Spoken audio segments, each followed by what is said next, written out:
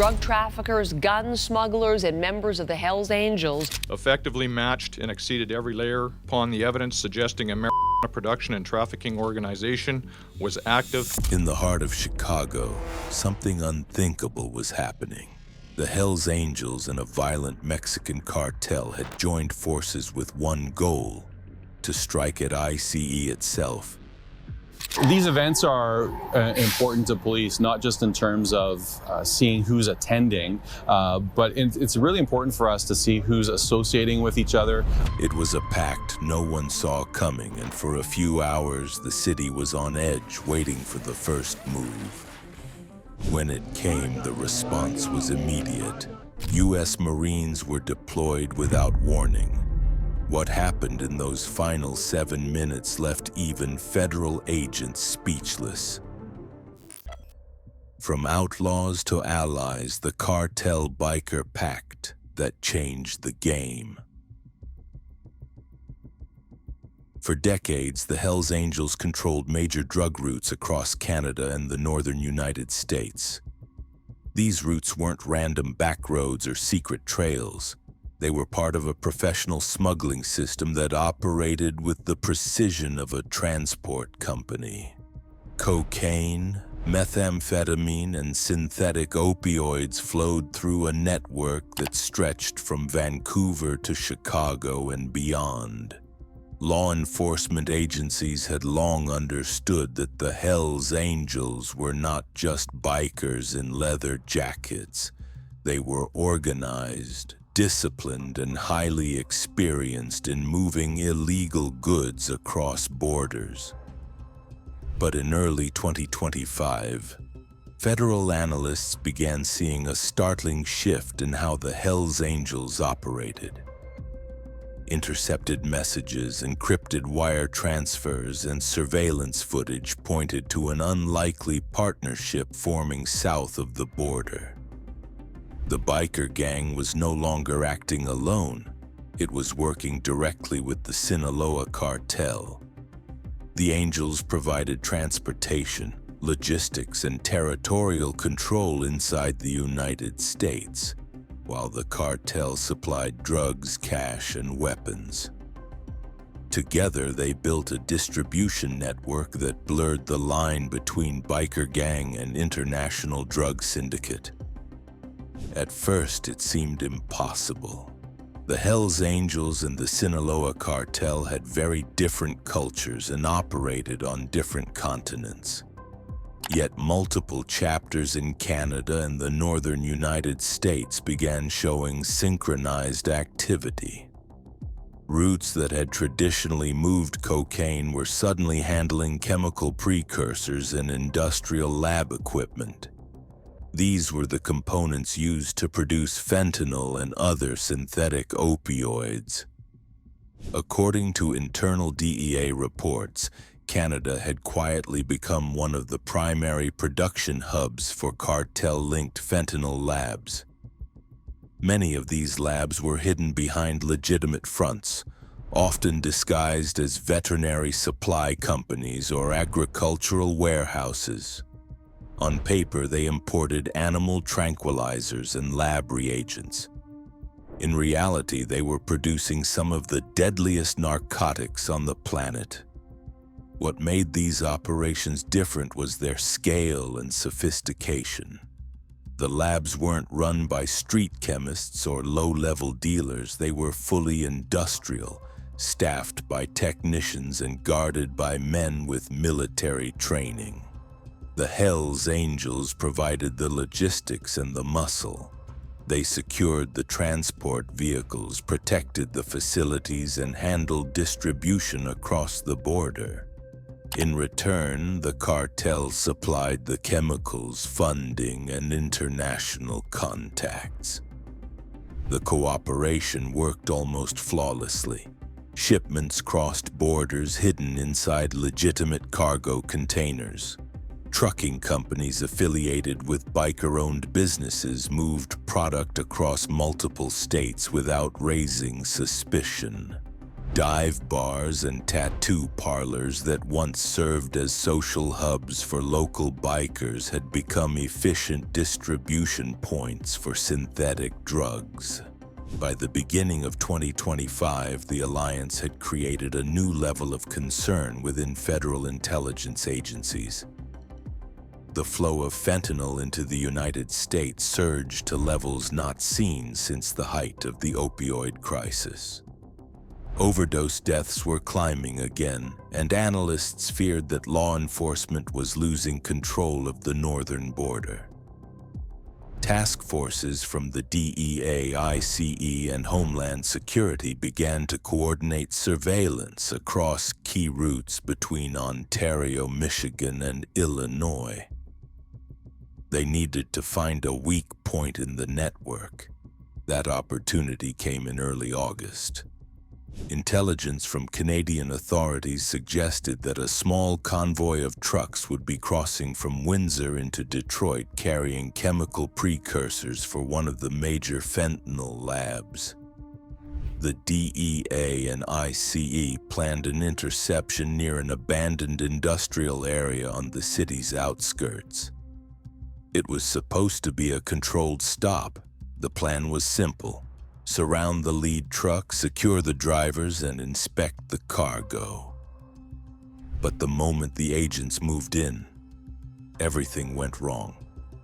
As the lead ICE vehicle blocked the convoy's path, one of the truck doors swung open.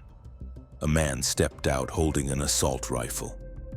Before the agents could react, gunfire erupted.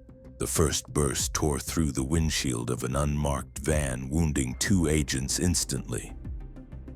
Within seconds, the quiet industrial block turned into a war zone.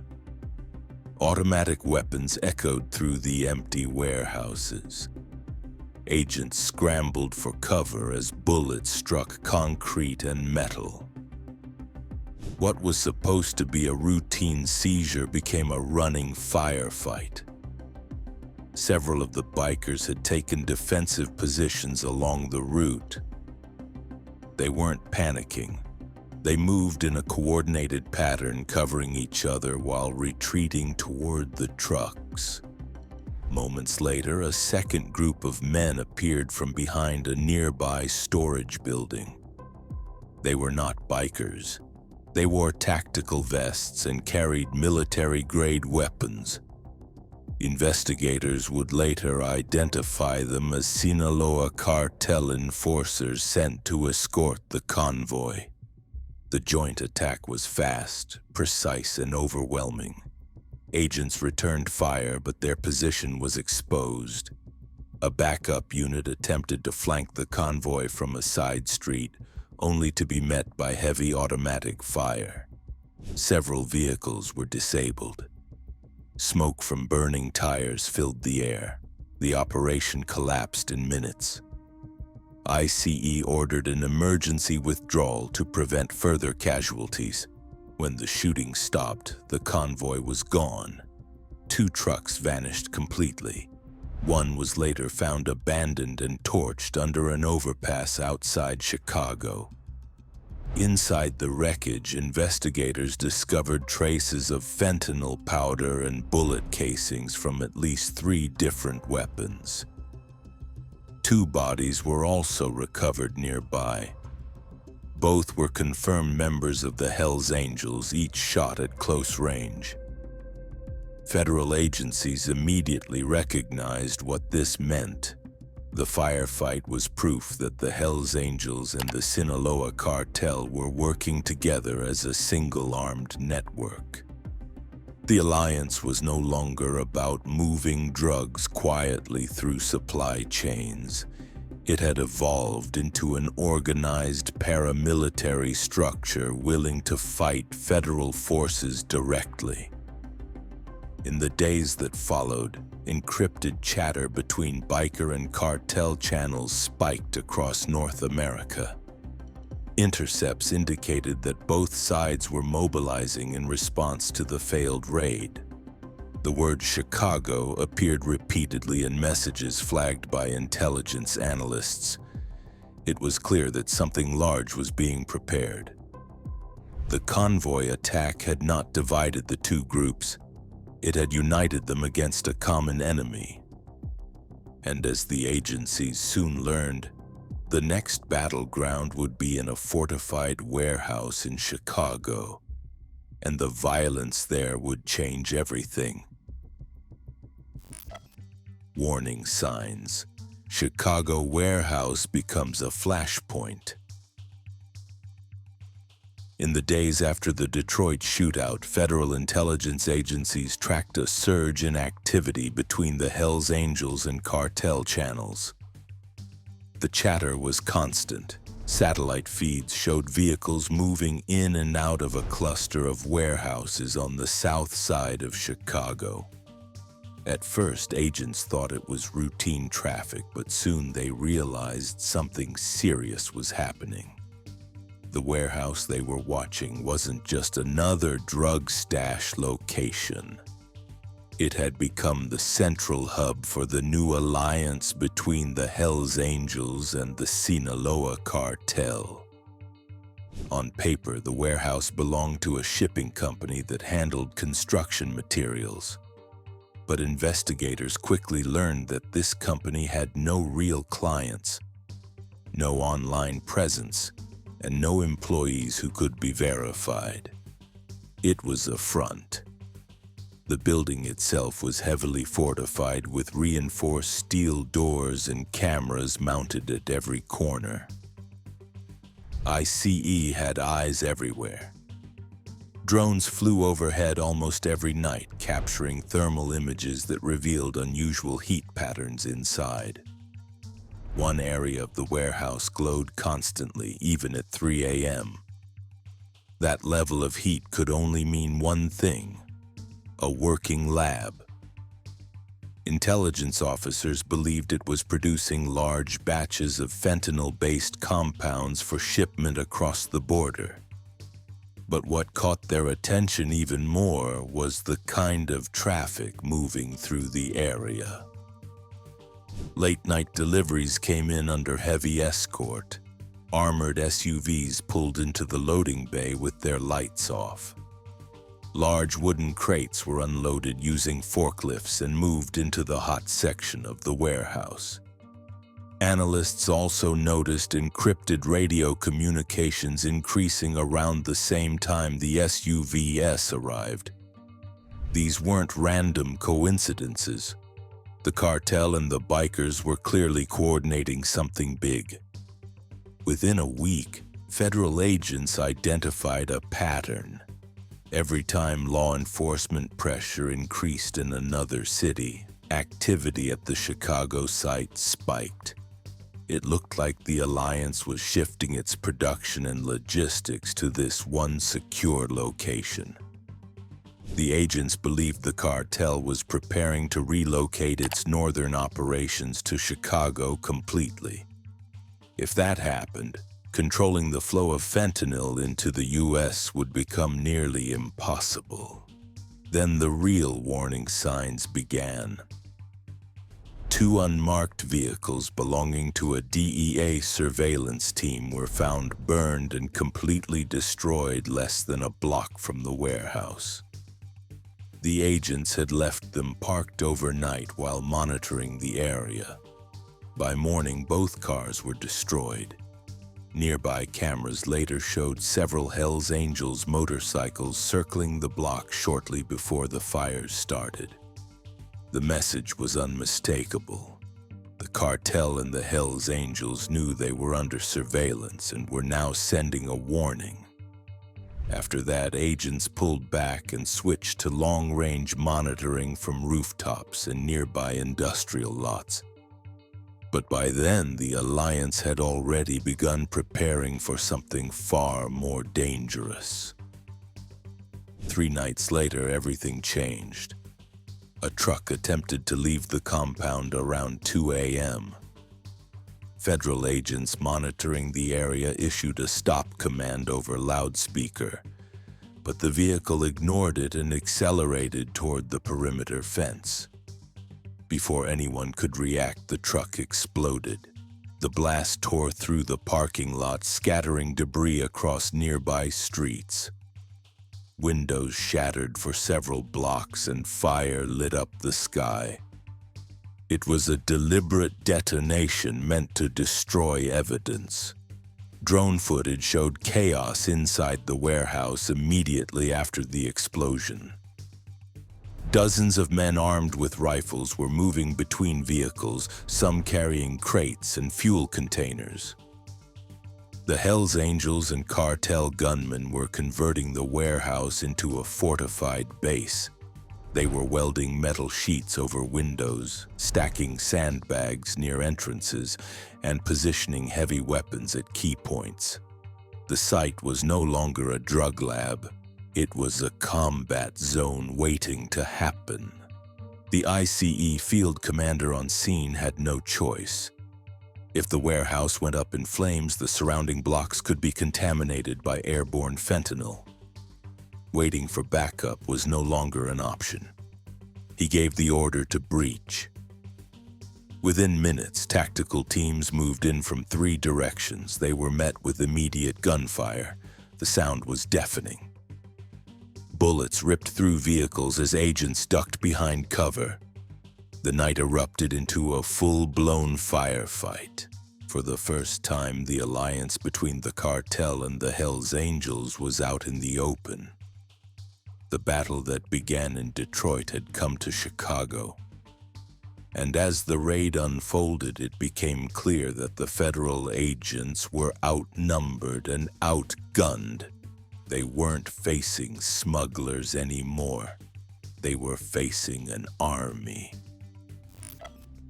12 minutes of chaos.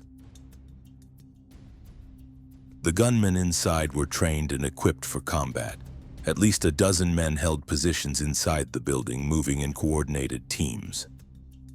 They wore tactical helmets, body armor, and military communication headsets. Their rifles were the same models used by European military units. ICE agents quickly realized this was no ordinary drug raid. The gang defending the building moved with the discipline of soldiers. They took cover, advanced in pairs, and laid suppressive fire to pin down the federal teams. One group tried to flank the agents from an upper catwalk while another pushed forward through stacks of crates. The coordination was frightening. Commanders back at the mobile command post struggled to understand how a gang and a cartel had suddenly turned into a private army. The firefight lasted 12 minutes, but it felt much longer. The noise was constant. Bullets tore through the metal siding of the warehouse and ricocheted off steel containers. Agents were forced to crawl behind forklifts and overturn pallets to avoid being hit. Tear gas canisters were fired inside, but it only made visibility worse. The Hells Angels and cartel fighters used the haze to shift positions and fire from unexpected angles. Every move forward cost the agents time and ammunition. A team breaching the north entrance ran into a wall of resistance. One agent was hit in the leg and had to be dragged out by his partner. Another agent described the sound of rounds hitting the ground inches from his head as he tried to reload. Backup teams were called in from nearby units, but even with reinforcements, the defenders refused to give ground. By the 8-minute mark, ICE teams were taking heavy casualties. Several agents were down with gunshot wounds and communications were breaking apart under radio interference. The command unit ordered a temporary retreat from the east side to avoid being surrounded. The gunmen seized that opening to regroup and move deeper into the warehouse, setting fire to several storage crates to block the agents' line of sight. The flames spread fast, adding smoke and heat to an already chaotic scene. When the order came to push again, the agents finally gained the upper hand.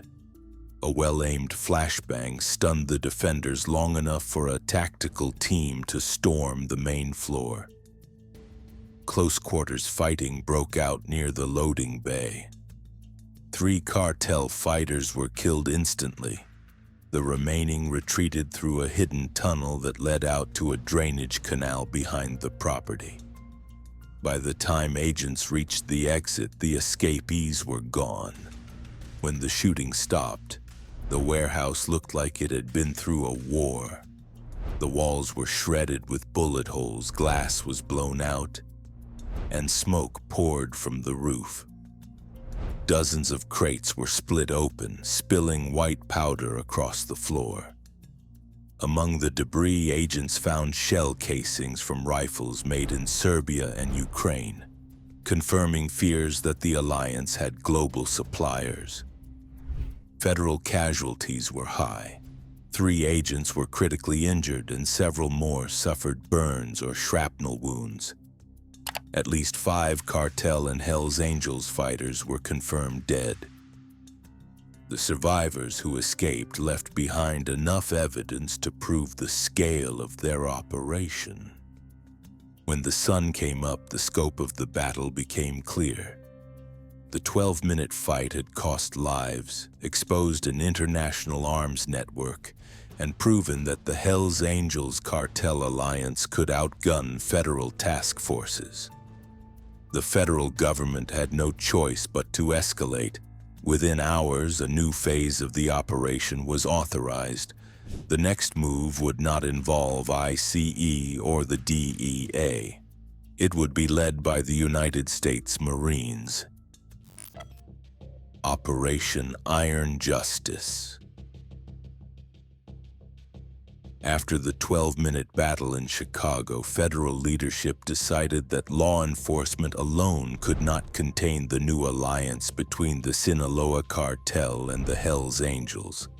Within weeks, the Pentagon quietly authorized limited Marine support under a joint domestic counter-terror directive. It was called Operation Iron Justice. The first targets were identified using a new AI surveillance grid operated by the Department of Homeland Security. It combined live drone footage, phone intercepts, and heat mapping technology. The system tracked convoys, warehouses, and suspected safe houses in real time. Military-grade drones circled major cities, Phoenix, Houston, and Atlanta, feeding data directly to Marine tactical teams standing by on undisclosed airfields.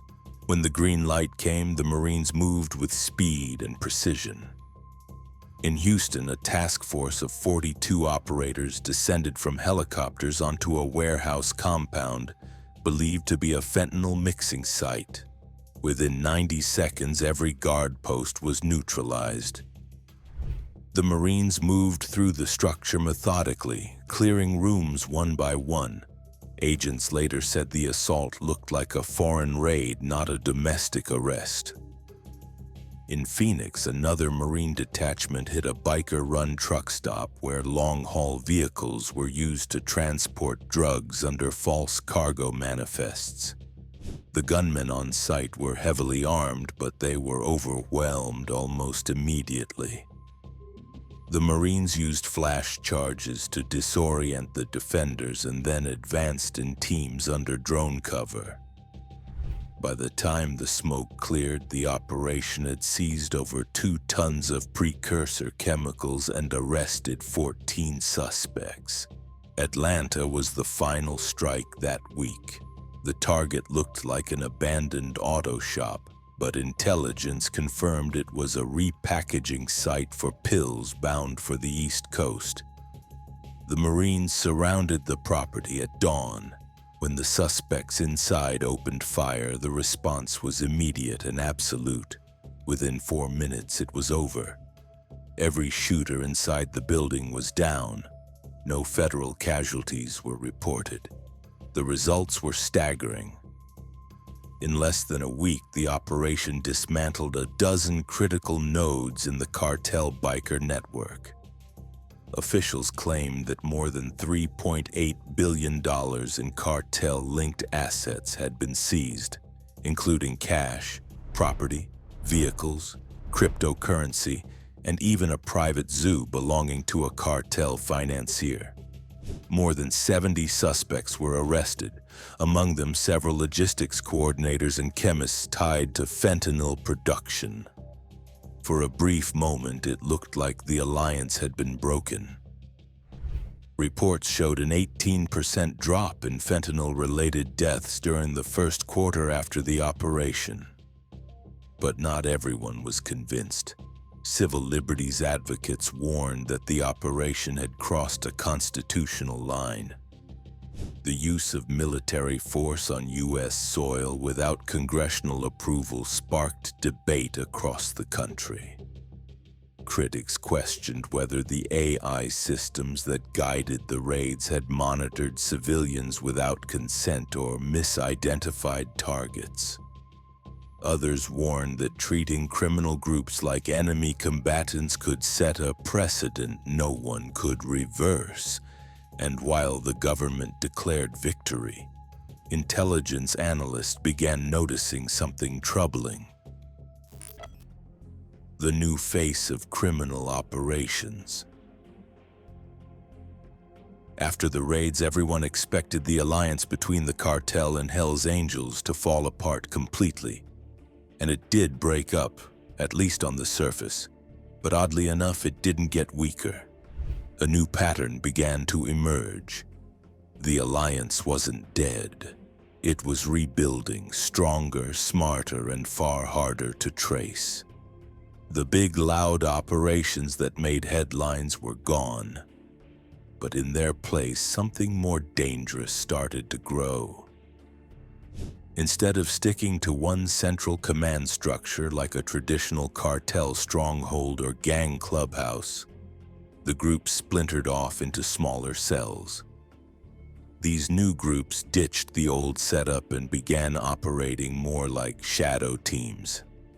They stopped relying on big warehouses or high-volume smuggling routes. Instead, they started using what officials now refer to as suicide convoys. These were not trucks full of explosives. These were heavily modified transport vehicles, often driven by low-level recruits who were told they wouldn't be coming back. The drivers often didn't know the full details of their mission. They were usually promised large payouts or given little choice at all. The drugs being moved were no longer obvious bricks of cocaine or heroin. Instead, the product was disguised. Sometimes the payload was dissolved into liquids that looked like cleaning chemicals or cooking oil. In other cases, the drugs were embedded inside regular shipments like fresh produce or auto parts. One example involved a batch of engine blocks filled with compressed fentanyl packets.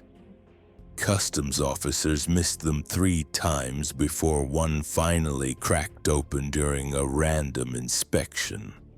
After that, everything changed. While this was happening on the ground, something just as dangerous was unfolding behind computer screens. It wasn't just hackers in basements anymore.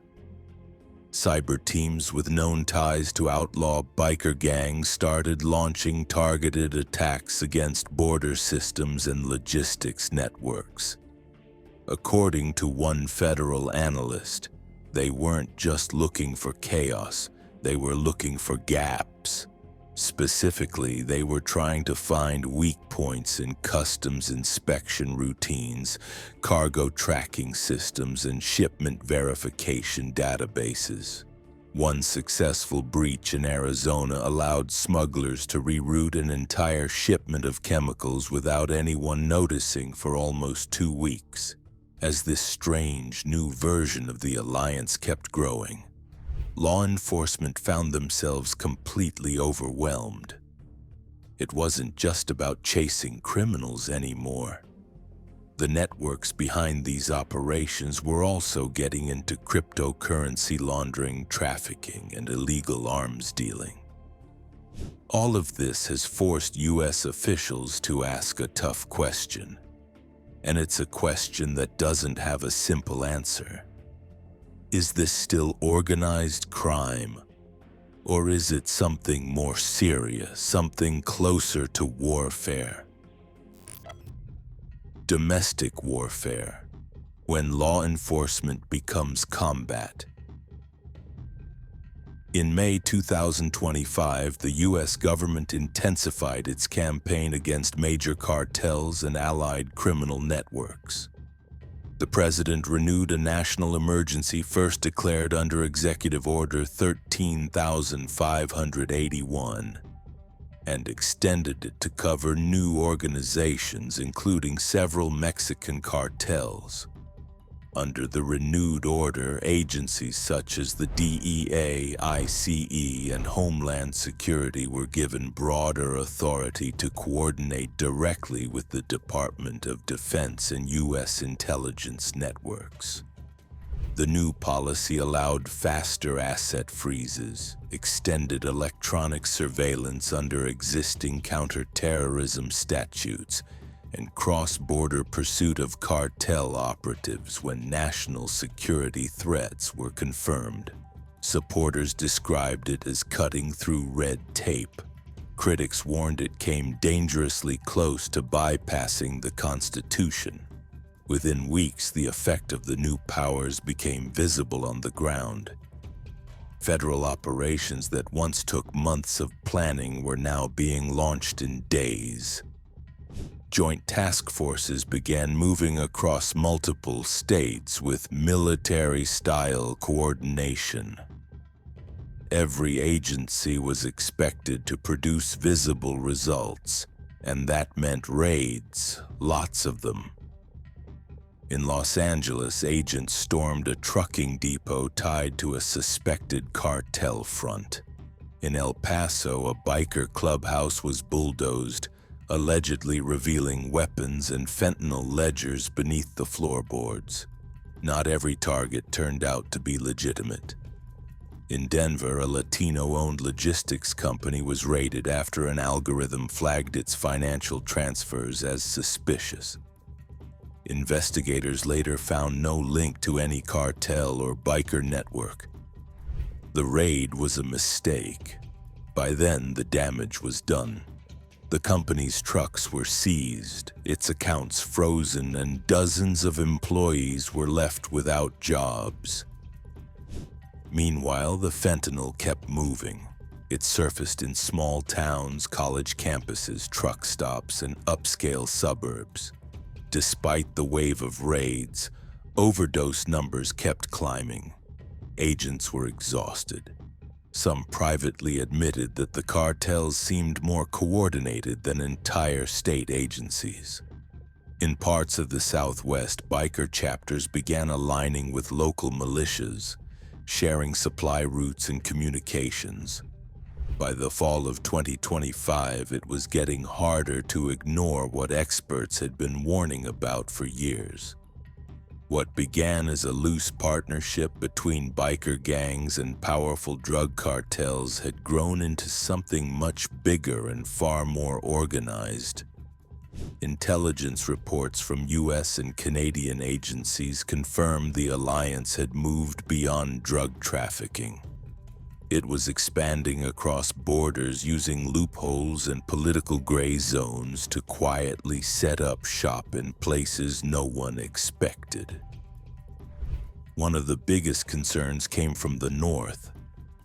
Cartel operatives had reportedly moved deeper into Canadian territory, gaining access to regions controlled by indigenous groups.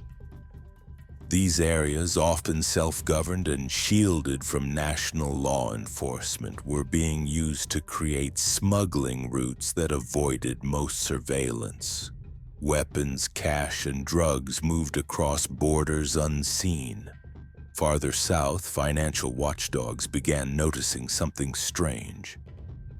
After digging into corporate records, audits revealed a trail of shell companies, legitimate on paper but hollow behind the scenes. Investigators believe funds were funneled through US-based crypto exchanges and NFTs. According to the June 2025 Reuters Financial Crime Index, more than $19 billion was traced through these channels. Experts warned the true number could be much higher. Behind closed doors, intelligence and military officials began using a new phrase: domestic narco-insurgency. It meant cartels and biker networks were no longer behaving like criminals. They were acting like an army, taking and holding territory, defending assets, and hitting back when threatened.